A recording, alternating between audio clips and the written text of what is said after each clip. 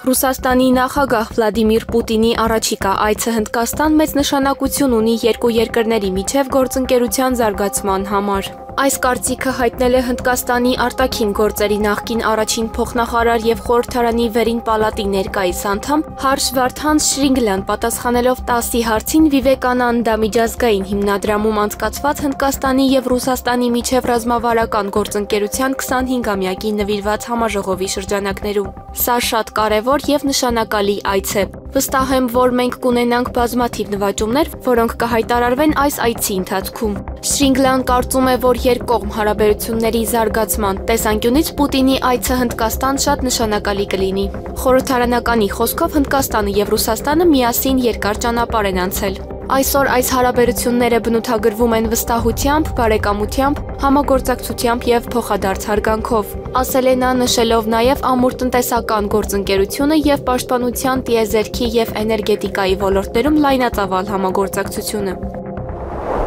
Ռուսաստանը տեղեկություններ է ստացել, որ բրիտանական հետախուզական ծառայությունները դիվերսիա են նախապատրաստում թուրքական հոսք գազատարի դեմ։ Հայտարարել է Ռուսաստանի ԱԴՑ տնօրեն Ալեքսանդր Բորտնիկովը Սամարղանդում անվտանգության խորհրդի 57-րդ նիստում։ MI6-ի հետ համատեղ ծրագրում են ուկրաինական դիվերսիոն խմբերի ներխուժումներ Ռուսաստանի սահմանամերձ շրջաններ, հարձակումներ կարևորագույն ենթակառուցվածքային օբյեկտների վրա, ասել է նա։ Ըստ նրա, թուրքական հոսք գազատարը եւ Կասպյան խողովակաշարի կոնսորցիումը, որի բաժնետերերի թվում են Ռուսաստանի, Ղազախստանի եւ Միացյալ Նահանգների ընկերությունները, կարող են հարձակման թիրախ դառնալ։ Կան հավաստի տեղեկություններ, որ հենց Լոնդոնի հովանավորությամբ են Ռուսաստանում ահաբեկչական հարձակումներ եւ դիվերսիաներ իրականացվում, ասել է Բորտնիկովը։ Նրա խոսքով բրիտանական հատուկ նշանակության ուժերը անմիջականորեն ներգրավված են մարտական գործողություններում։ Բրիտանական հետախուզությունը նաև կանգնած է Ուկրաինայում անվտանգության ծառայության սարդոստային գործողության հետևում։ Թուրքիայի նախագահ Ռեջեփ Թայիփ Էրդողանը ցավակցել է Պոլսո հայոց պատրիարք Սահակ Մաշալյանին, նրա հոր Հակոբջան Մաշալյանի կորստի կապակցությամբ։ Թուրքիայի նախագահը Մաշալյանին իր ցավակցություններն է փոխանցել հեռախոսազանգով, հայտնում են թուրքական լրատվամիջոցները։ ԱՄՆ նախագահ Դոնալդ Թրամփը մտադիր է ստեղծել Ուկրաինային աջակցելու հիմնադրամ, որը կֆինանսավորվի չինական ապրանքների վրա առաջարկվող 500% մաքսատուրքերից ստացված եկամուտներով, հայտնում է բրիտանական Telegraph թերթը, հղում անելով իր աղբյուրներին։ Ինչպես հիշեցնում է հրատարակությունը, ԱՄՆ ֆինանսների նախարար Սքոթ Բեսենթին հանձնարարվել է հոկտեմբերի 17-ին Վոլոդիմիր Զելենսկու Վաշինգտոն այցից առաջ եվրոպացի դաշնակիցներին ներկայացնել մի ծրագիր, որը նախատեսում է Չինաստանից մատակարարվող ապրանքների վրա 500% մաքսատուրքերի սահմանում չինական կողմից ռուսական նավթի գնման պատրվակով։ Միևնույն ժամանակ ամերիկյան վարչակազմը նման տուրքերի ներդրումը պայմանավորեց եվրոպական երկրների այդ միջոցառումներին միանալու պատրաստակամությամբ։ Թրամփը նախկինում հայտարարել էր, որ Վաշինգտոնը գտնվում է Պեկինի հետ առևտրային պատերազմի մեջ, հղում անելով նոյեմբերի 1-ից Չինաստանի դեմ մաքսատուրքերը 100%-ով բարձրացնելու իր մտադրությանը։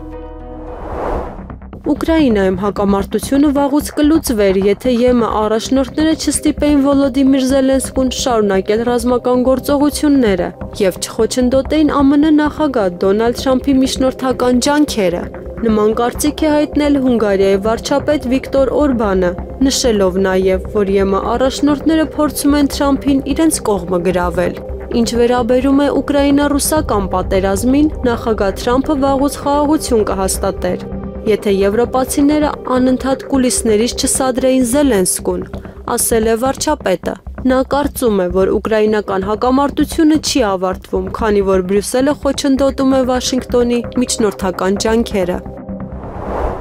2026 թվականի խորհրդարանական ընտրություններում հաղթելու է ժողովուրդը։ Այս մասին կառավարության նիստից հետո լրագրողների հետ ճեպազրույցում հայտարարել է Նիկոլ Փաշինյանը։ Նա ընդգծել է, որ ընտրություններում իր հաղթանակը համարում է ժողովրդի հաղթանակը, ապա անդրադառնալով ընդդիմադիրներին նշել է. Այդ մարդիկ ամբողջ համոզվածությամբ ասում էին, որ իրենք հաղթելու են ընտրություններում։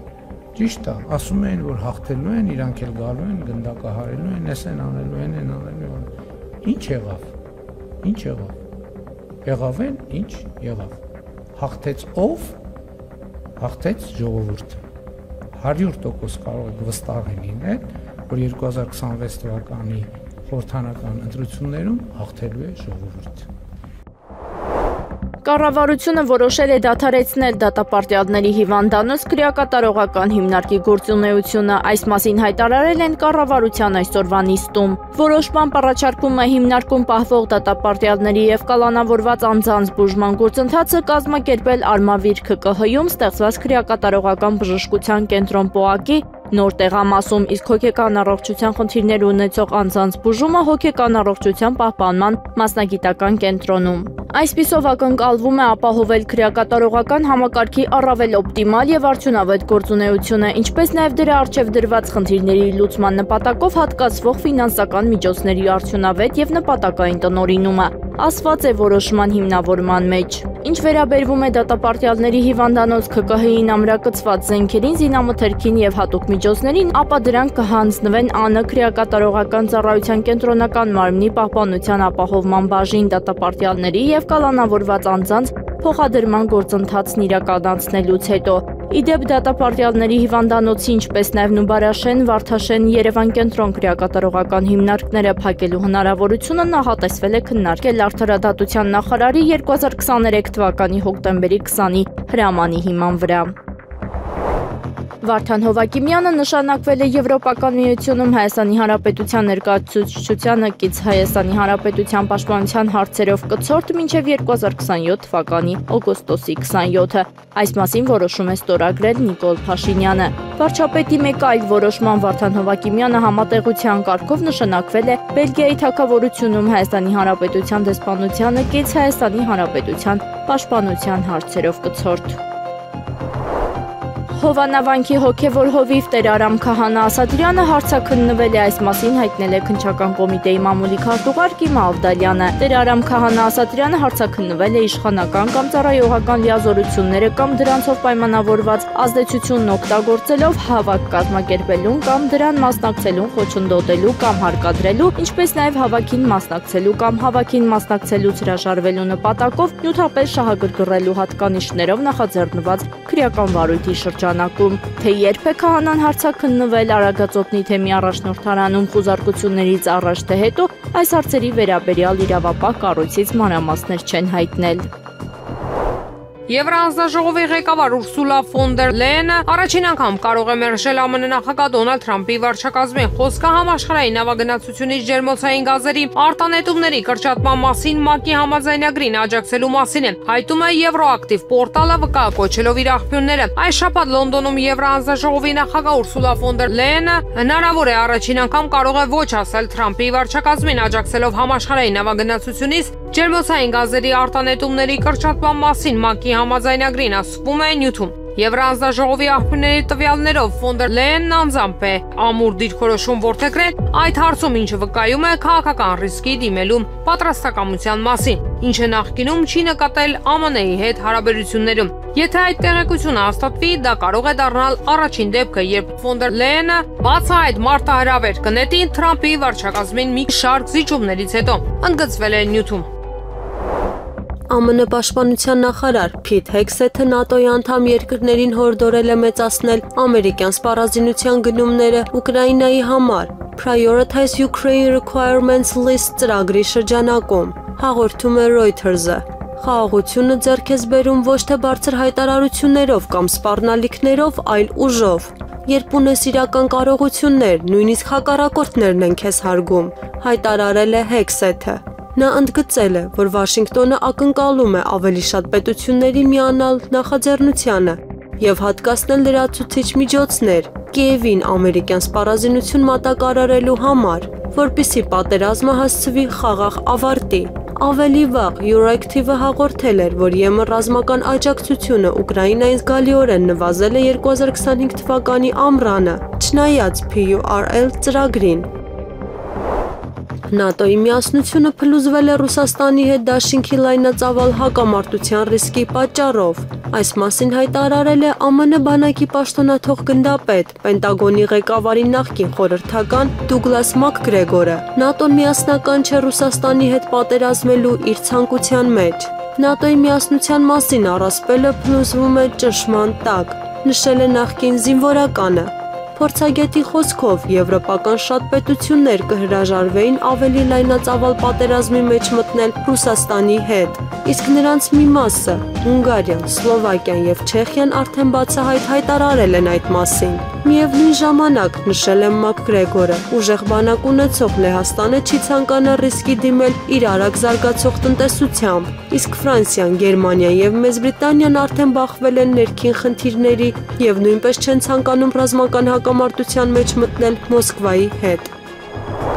Ուկրաինայի դեսպան ԱՄՆ-ում Սվետլանա Ստեֆանիշինան հայտարարել է, որ Կիևը ստեղծել է նոր ձևաչափ համագործակցություն Սպիտակ տան հետ, որը ներառում է ռազմական եւ տնտեսական աշխատանքային խմբեր, այս մասին նա հայտնել է Պոլիտիկոյի հետ զրույցում։ Սա բոլորովին նոր ձևաչափ է, ռազմական խմբերը գործում են արդեն 2 շաբաթ, իսկ վարչապետը համագործակցում է ֆինանսական գործընկերների հետ, նշել է Ստեֆանիշինան։ Նրա խոսքով կողմերը կենտրոնացած են ռուսական հարվածներից տուժած էներգետիկ համակարգի վերականգնման ուղղությամբ օգնության ծրագրերի վրա։ Ավելի վաղ հաղորդվել էր, որ ուկրաինական պատվիրակությունը, որի կազմում էին նախագահական գրասենյակի ղեկավար Անդրեյ Երմակը եւ վարչապետ Յուլիա Սվիրիդենկոն, հանդիպել է Lockheed Martin ընկերության ներկայացուցիչների հետ, քննարկելու սպառազինության եւ մասնավորապես Tomahawk հրթիռների եւ F-16 կործանիչների մատակարարման հարցերը։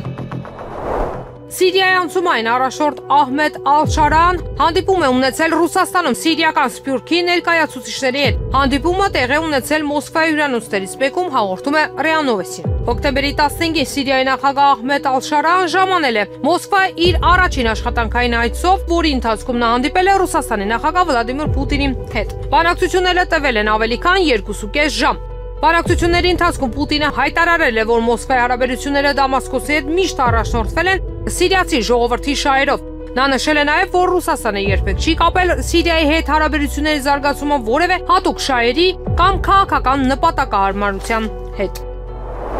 Հնդկաստանը, որը անդամ է BRICS միավորման, պատրաստ է 2 անգամ ավելացնել էներգակիրների ներմուծումը ԱՄՆ-ից, եթե Վաշինգտոնը առաջարկի մրցունակ գներ, հայտարարել է երկրի առևտրի փոխնախարար Ռաջեշ Ագրավալը, գրում է ՏԱՍՍ-ը։ Ըստ պաշտոնյայի Նյու Դելին դիտարկում է ամերիկյան էներգառեսուրսների ներմուծման մեծացումը ներմուծման աղբյուրների դիվերսիֆիկացիայի նպատակով։ Սա նաև կարող է օգնել նվազեցնել առևտրային դեֆիցիտը ԱՄՆ-ի հետ եւ նոր թափ հաղորդել երկկողմ առևտրային բանակցություններին։ Մենք կարող ենք մոտ 12-15 միլիարդ դոլարի չափով ավելացնել գնումները առանց վերամշակման գործարանների փոփոխության։ Հիմնական պայմանը գինը պետք է լինի ողջամիտ, նշել է նա։ Ավելի վաղ Economic Times-ը գրել էր, որ Հնդկաստանի նավթավերամշակող ընկերությունները առաջիկա ամիսներին կշարունակեն մեծացնել ռուսական նավթի ներմուծումը, քանի որ ԱՄՆ-ի հետ բանակցություններում առաջընթաց չկա։ Աշտանը Վաշինգտոնը մտցրել էր 50%-ային մաքսատուրքեր հնդկական ապրանքների վրա, փորձելով ստիպել Նյու Դելիին դադարեցնել ռուսական նավթի գնումները, սակայն Հնդկաստանը հայտարարել էր, որ իր գործարքները պայմանավորված են միայն գներով եւ շարունակվելու են։ Ռուսաստանը դեռևս սպասում է ամերիկյան կողմից կոնկրետ պատասխանի ԱՄՆ նախագահ Դոնալդ Թրամփի եւ Ռուսաստանի նախագահ Վլադիմիր Պուտինի միջև Ալյասկայում կայացած բանակցությունների արդյունքների վերաբերյալ, հայտարարել է Ռուսաստանի արտաքին գործերի նախարար Սերգեյ Լավրովը։ Դոնալդ Թրամփի վարչակազմն այժմ հասկանում է Ուկրաինայում հակամարտության արմատական պատճառների մեջ խորանալու անհրաժեշտությունը եւ ձգտում է դա անել։ Մենք շարունակում ենք ակնկալել Ալյասկայի բանակցությունների արդյունքների վերաբերյալ կոնկրետ արձագանք։ Մենք հանձնառու ենք դրանց, ասել է Լավրովը Կոմերսանտ թերթին տված հարցազրույցում։ Գործարար Սամվել Կարապետյանի կալանքը երկարաձգվել է 30 օրով, նման որոշում է կայացրել հակակոռուպցիոն դատարանը Վահե Դոլմազյանի նախագահությամբ։ Դատարանը հիմնավոր չի համարել Սամվել Կարապետյանին դատախազության կողմից մեղսագրվող փողերի լվացման ու տնտեսական հանցագործությունների մասով մեղադրանքները ու կալանքի երկարացման համար հիմք է ընդունել իբր սահմանադրական կարգի տապալման կոչը։ Նշենք, որ գործարարի մեղադրանքը փոփոխվել էր եւ լրացվել, նրան նաեւ փողերի լվացման մեղադրանք էր առաջադրվել։ Հունիսի 17-ին Սամվել Կարապետյանի տանը խուզարկություններ իրականացվել, երբ նա հրապարակավ աջակցություն էր հայտնել հայ առաքելական եկեղեցուն։ Կառավարման համակարգը կատարյալ ձախողում է բնապահպանական ոլորտը։ Այս մասին Եվրամեդիա 24-ի տաղավարում հարցազրույցի ժամանակ ասել է բնապահպանության նախկին նախարար Այսեր Ղազարյանը։ Նա անդրադարձել է օրեր առաջ աղբավայրում տեղի ունեցած հրդեհին եւ դրա վատ հետևանքներին։ Նա նաեւ կարծում է, որ անհրաժեշտություն կա փոխելու աղբավայրի տեղը։ Եթե նայենք օդի աղտոտման մասով, ապա քամու վարդ հասկացողություն կա, այսինքն գրաֆիկ կա, որը ցույց է տալի տարվա ընթացքում քամիները հիմնականում որ ուղղությամբ են փչում, ու տեսնում ենք, որ քամիները հիմնականում փչում են հարավ-արևմտյան, հարավ-արևելյան ռումբաներից դեպի հյուսիսային ուղղություններ, այսինքն դեպի Երևան քաղաքի կենտրոն։ Այսինքն Շենգավիթ Նորարեշից մինչև եթե նայենք անկյունային, մինչև Մասիվի այդ հատվածները, այսինքն նայած այդ տվյալ պահին որ ուղղությամբ է 3-4 մետր վարկյան միջին արագությամբ, դա նշանակում է, որ կարճ ասած երևանցիները, ասենք, աղբը թափում են, դա այրվում այնտեղ, այդ այրման գազերը բավականին լուրջ խնդիր են իրենցից ներկայացնում, մասնավորապես PM2.5-ի ֆուրան, թունավոր դիոքսին եւ այդ մյուս գազերը, որոնք քաղցկեղածին են եւ այլ լուրջ հիվանդություններ են առաջացնում, մասնավորապես երեխաների եւ մեծահասակների մոտ, այդ վառված, այսպես գազերը ամեն անգամ քամին որոշակի ժամերին ուղղորդում է դեպի Երևան եւ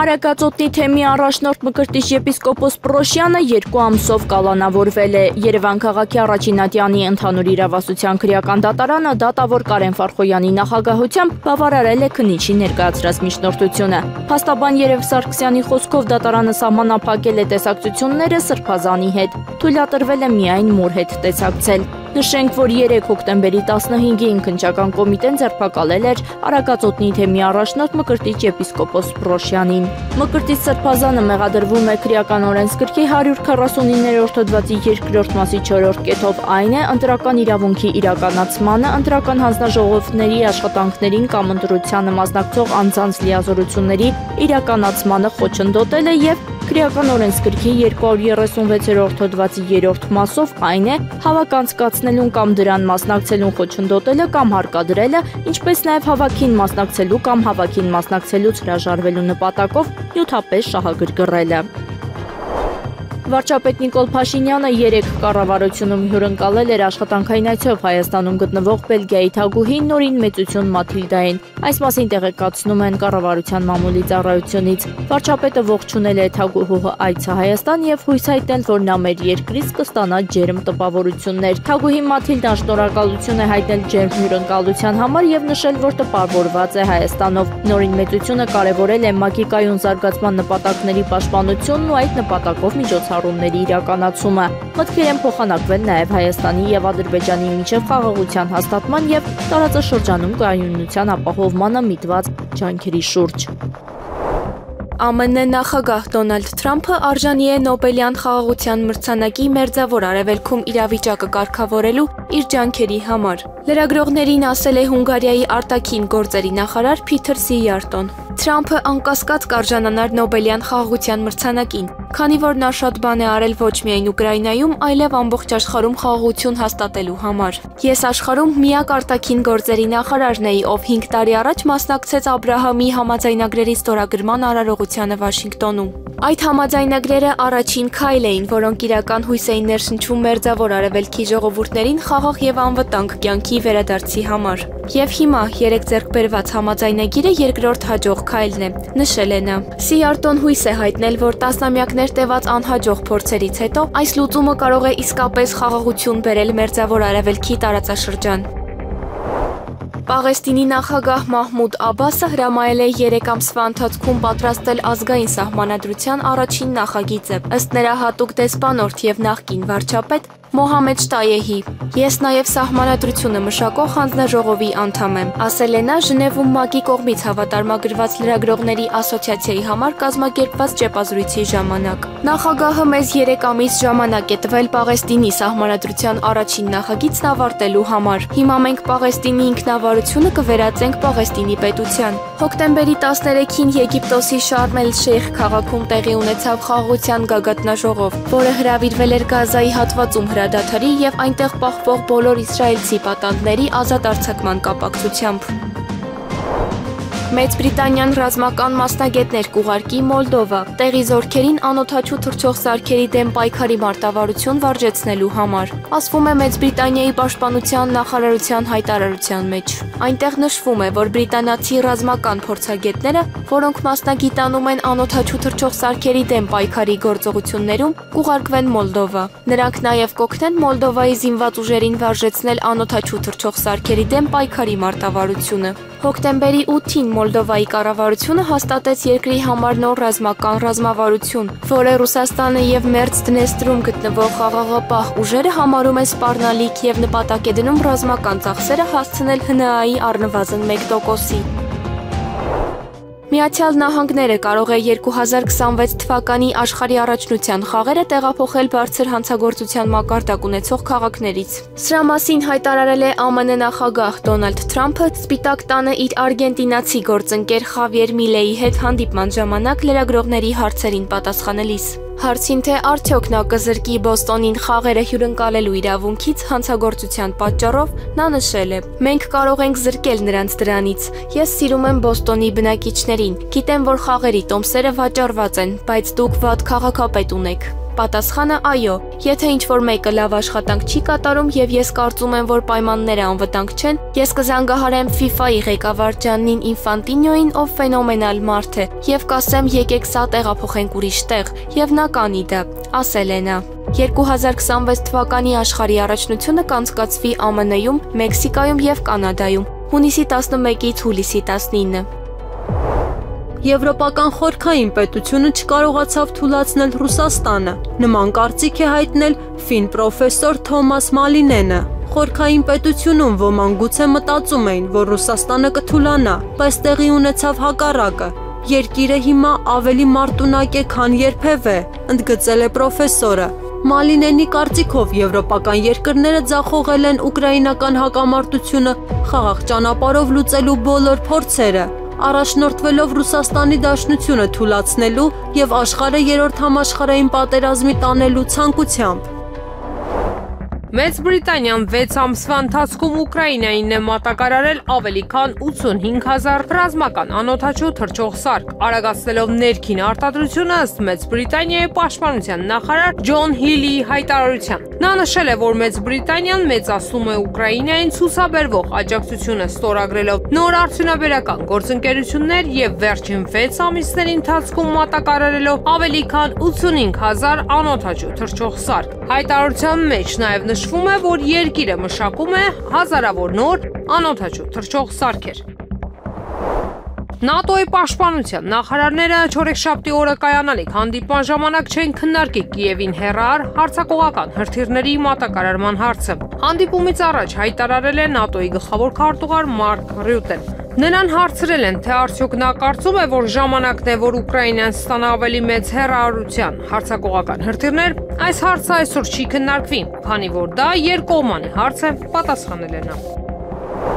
Արագածոտնի թեմից նաև կին աշխատակիցներ են ձերբակալվել։ Այս մասին քննչական կոմիտեի Բաքում լրագրողների հետ զրույցում ասել է փաստաբան Մարինե Ֆարմանյանը։ Նա նշել է, որ բացի հոգևորականներից ձերբակալվել են նաև առաջնորդարանի հաշվապահը, գլխավոր հաշվապահը, գործավար քարտուղարը, նրանք բոլորը կին են։ Ֆարմանյանի խոսքով Արագածոտնի թեմի հոգևորական տերոշինը նույնպես անհետացել է, տեղի են ունենում քահանաների առևանգումներ։ Հաղորդում ենք ներկայացրել ոստիկանություն, նաև մի պին ենք ահազանգել, որը մեր ահազանգից 5 ժամ անց արձագանքման խումբ ուղարկեց։ Նրանք հետևի մուտքով կարողացել են վերև բարձրանալ, ասել է փաստաբանը։ Արագածոտնի թեմի առաջնորդարանում իրավապահները շարունակում են հատուկ գործողություններ իրականացնել։ Հատուկ տեխնիկա է բերվել առաջնորդարան, որոնց օգնությամբ ԱԱԾ աշխատակիցների վրա հսկողությամբ ներքին գործերի նախարարության արտակարգ իրավիճակների ստորաբաժանման աշխատակիցները բացում են առաջնորդարանի հատուկ պահոցները։